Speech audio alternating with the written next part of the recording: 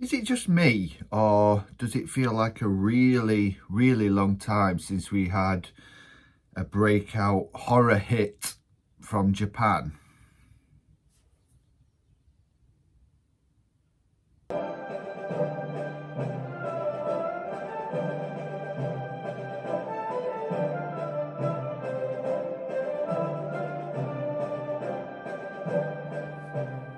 Ohayou gozaimasu. And seriously, think back over the last 10, 12 years. Can anyone name a really good, standout, internationally acclaimed and commercially successful horror film? I'm not going to count Shin Godzilla or Godzilla Minus One. I mean, there have been some reasonable films, but none has been a hit. And to be honest, if you look down any comprehensive list of the horror films that have been made, and year on year they have been made, the standout sense is of diminishing returns with regard to J-horror hits of almost 30 years ago now. I mean, we've even seen Nakata Hideo returning to the Ring films. We've seen Kayako versus Sadako with Hollywood levels of desperation and cynicism. We've seen returns cinematically and televisually to Ju-on. None of it has landed. None of it was particularly notable domestically, and certainly internationally. What has been seen has been dregs. Nothing of note. No continuation. No development of the real standout J horror films from, as I said, almost 30 years ago now. That really reinvigorated J cinema and put it on the international cinematic map. Nothing, nada, zip, zilch, zero. So last year we had Exit 8 released in Japan to general acclaim and to commercial success, and with an international release on the cards later this month, it seems like finally we may have a breakout horror hit from Japan on our hands. So, do we? What is this film all about? How does it stack up against recent Japanese horror films? And in this spoiler-free breeze-through review, I may well come back and do a more in-depth video at a later date, but this is a spoiler-free zone. I'm gonna take you through some of the finer points of this film and answer some of the questions that I've just set. Okay, so Exit 8, directed by Kawamura Genji, is based on a very recent hit computer game from just 2023. So made into a film in less than 2 years. That is ingeniously simple and endlessly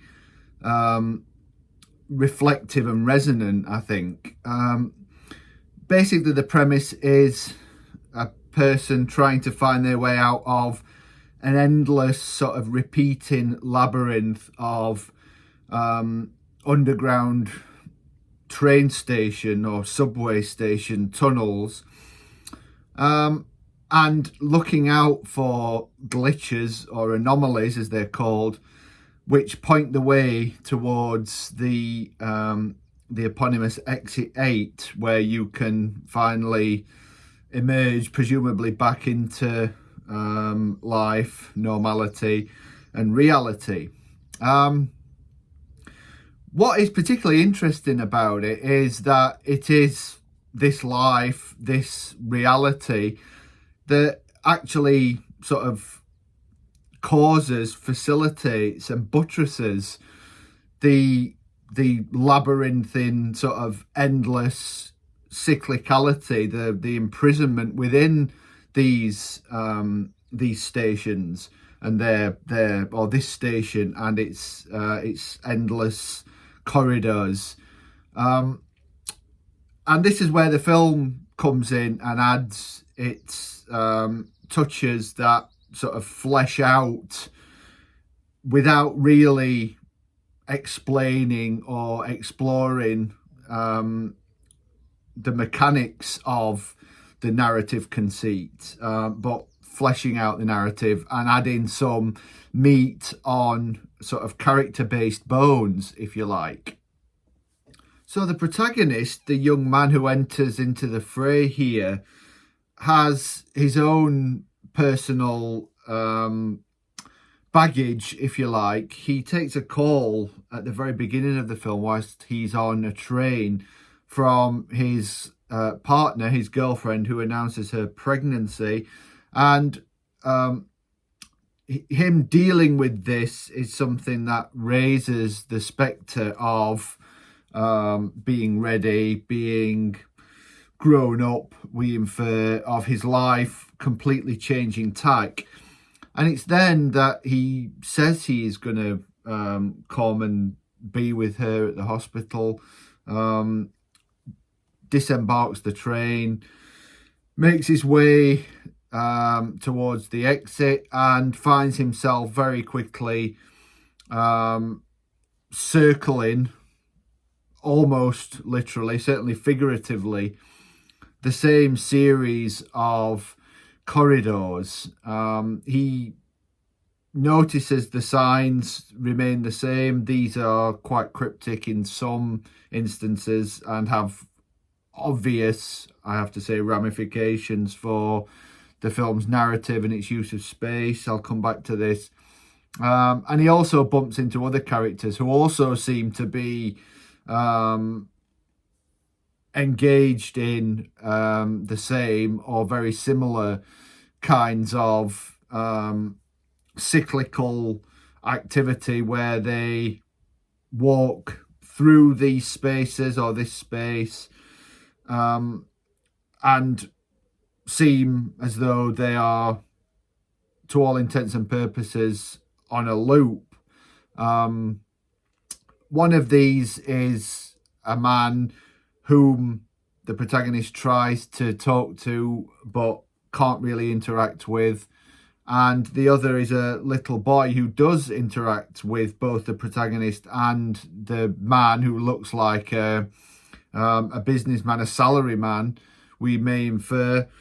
And the film is broken down into 3 chapters that sort of pick up the fates, if you like, of these 3 characters within this inescapable series of tunnels, or this inescapable space, and this sort of hallowed search for the exit 8 of the title. This is the crux of the narrative. The young male protagonist is the anchor and the point of departure for the stories that take place, that seem to be playing out on a loop within this space, which makes it a particularly sort of charged metaphorical locale, if you like. It's presented in the mise-en-scène. It's lit in a very stark, clinical way. It could almost be a sort of hospital corridor or series of hospital corridors, which is not insignificant or accidental in terms of some of the events that happen in the narrative. Largely, it's a film that is composed of a sort of creeping sense of dread and an unsettling sort of incremental desperation that, whilst it does sort of literally and figuratively explode into something bigger towards the end of the narrative, is not overwritten as the sort of key tonality. It has something of a sort of Kurosawa Kiyoshi sense of sort of malaise that sort of orbits around the characters and only very slowly sort of seeps through into their lives, much as the male protagonist towards the beginning of his travails finds blood seeping from the walls of the train station corridor. So sort of incrementally dread, unease begins to sort of seep into the film as he becomes increasingly desperate and in some ways increasingly kind of resigned to the situation. And this is one of the instances in which a sense of real character is injected into the narrative. Obviously, the writers and the director had to make this more involving than just having a sort of kind of completely anonymous audience surrogate in the lead. They sort of cleverly play with this because the opening of the film plays out entirely from the physical point of view, that is through a point of view shot of this male protagonist. And it's only when he becomes sort of cognizant of what may be happening to him that the camera becomes objective and we follow him rather than being in his shoes. We observe him rather than seeing with or through him. And the director employs a series of more or less extended long takes as he makes his way through the space, trying to sort of find anomalies that's still here. There's a sign telling him to do this, and to make sense of what's happening and try and find some way of getting out, getting to exit 8. So with all this said, let's not make an elephant in the room about whether this is the longed for Japanese horror hit. And not to cop out, but it kind of is and it isn't. I mean, obviously it is in the sense that it is being internationally distributed. It has garnered enough domestic attention and acclaim and sort of interest from eyes peering into Japan from without to have garnered it festival visibility, and this month and next month sort of theatrical distribution. And from the reviews that I've read, generally the reaction has been very positive. It was received positively in Japan, and I've been reading reviews from the States and elsewhere, and they have been largely very positive. So from that point of view, it is. And I think that's the most important point of view.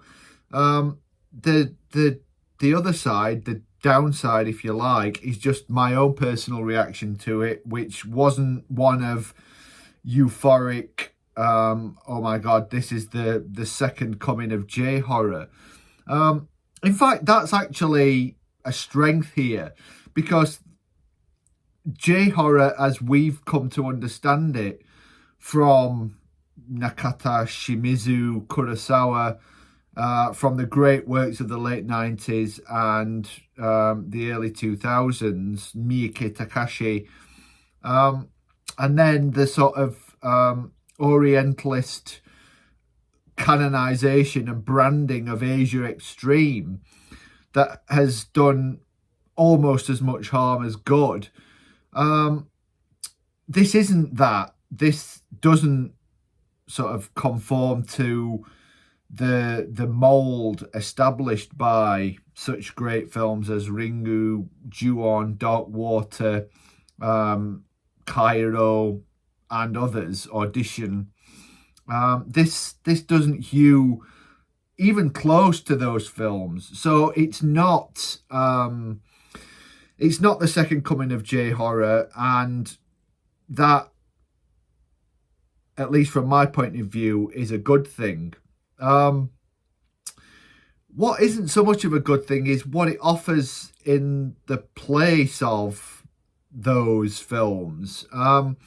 It's very worthwhile. As I said, it does develop a mood of unease, of creeping dread, and a mystery that the film, without going into any details, doesn't really unpick. There are a few clues here and there, but it's left up to us to sort of make what we will, to find our own way through these mazes, if you like.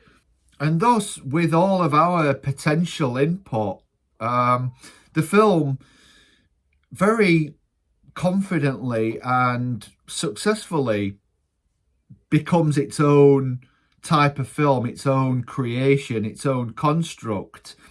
Part of that is, for better or, to my mind, worse, the sort of heavy-handedness of certain symbols, certain anomalies, we may term them, being a bit clever along the way. I've already mentioned the sign that is sort of offered by Escher and his take on the Möbius strip, which is one of the pictures, one of the posters on the subway wall that the main character, the so-called lost man, keeps encountering and keeps sort of identifying out loud. There's an advert for a dentist, for various other things, and there is an Escher picture of a Möbius strip, something that he worked and reworked as part of a series that have since become sort of almost inevitably, inexorably indexed to his style and his vision. The point of this is fairly obvious. I mean, any cursory knowledge of Escher and the Möbius strip will yield a very obvious sort of point of comparison here. I'm not going to go into it now. I may come back to it when I've digested more of the film and its meanings, and I may explore this. But on a first viewing, at least, the labouring of Escher seems just that. It seems a point, and quite an obvious point, laboured and belaboured, and it's sort of like a sort of festering wound. The filmmakers don't do a great deal with it, other than to have it constantly there, sort of ringing away, if you like. Against this and beside this are a series of sometimes subtle references, sometimes very heavy-handed references to Western forebears. Again, I'm not going to go into the precise sort of references, but two stood out for me. I think there are others scattered around, but one is to the Roman Polanski film The Tenant, which is a great and underrated film. In fact, it's one of my favourite Polanski films. And the film sort of handles this reference, narrativizes this reference. It becomes quite successfully, quite organically part of the film. And there is a reference that had me sort of which is to The Shining. Now, I'm not a huge fan of The Shining. I think it's a hugely overrated film. But that, hopefully, I wasn't bringing that baggage to bear. It just seems like such the moment here, and you'll know it if you know The Shining. You'll know it the millisecond it begins to intrude on the film. it seems like such an obvious reference that it kind of yanks you out of the film, and you're thinking about The Shining. Now, I mean, if you love The Shining, then this moment may be a sort of triumphant celebration of a notable intertext. To me, it adds nothing, and you know, if something adds nothing, it's detracting, you know, and it feels such an obvious and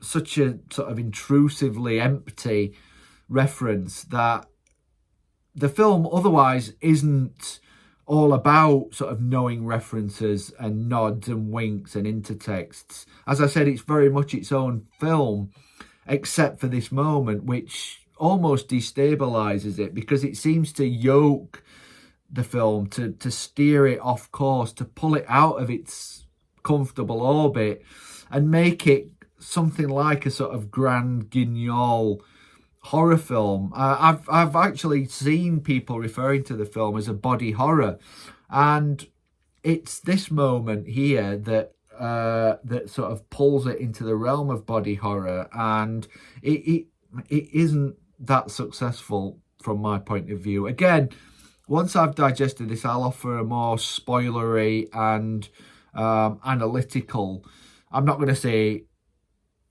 explanatory video, because I hate when people put videos on saying this or that film or this or that ending explained. I hate the conceit that people come along and explain a film. To me, once a film's been explained, and if a film can be explained, then it loses all interest for me. You know, I hate the fact that a film is constructed in such a way that there is a dominant reading. And of course, you know, explanations can be challenged and say as much about the critic as the film. But I've very little time for this process of explanation. It's a critical conceit, and if a film yields itself up to that, or cozies up to that, as some films do, then they become far less interesting. But I do say analytical and exploratory, so I will do that. Alongside this sense of creeping dread and mystery, of kind of opaqueness, we have this obviousness and heavy-handedness. So the film, it kind of is pulling in two directions, at least towards the end, making it either too opaque or too obvious. And there's a bit of a disconnect, a slightly jarring disconnect. But it's notable to say that it's enough of a success, all told, that this doesn't sort of prove terminal. As I said, the film is confidently its own construct, and what it ultimately reminded me of, with the direction that it takes with regard to the protagonist,